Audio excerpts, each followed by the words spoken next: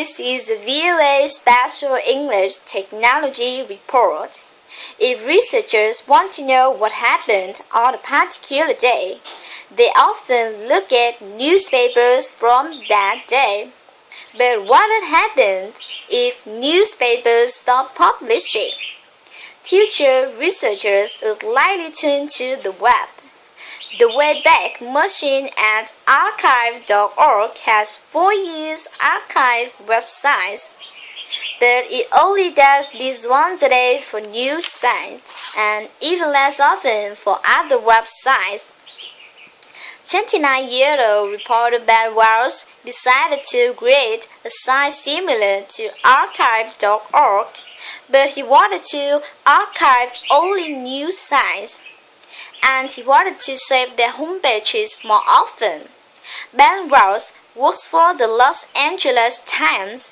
In May, he created backpages.org.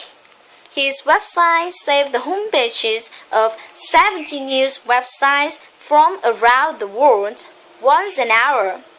Ben Wells says this schedule of what he calls harvesting is important in today's quickly changing news environment.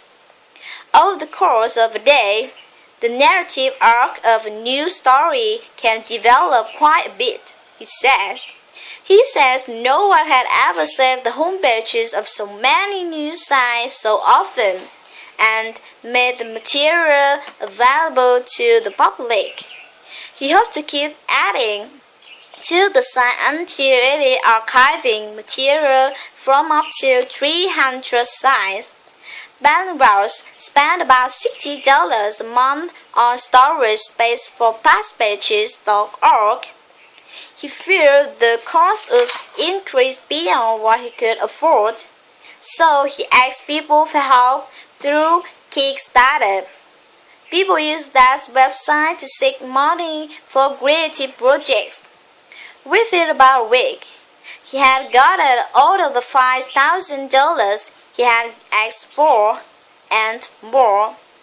Ben Wells says he will use money to expand his website. He hopes to build some features specifically targeted to media researchers and media critics.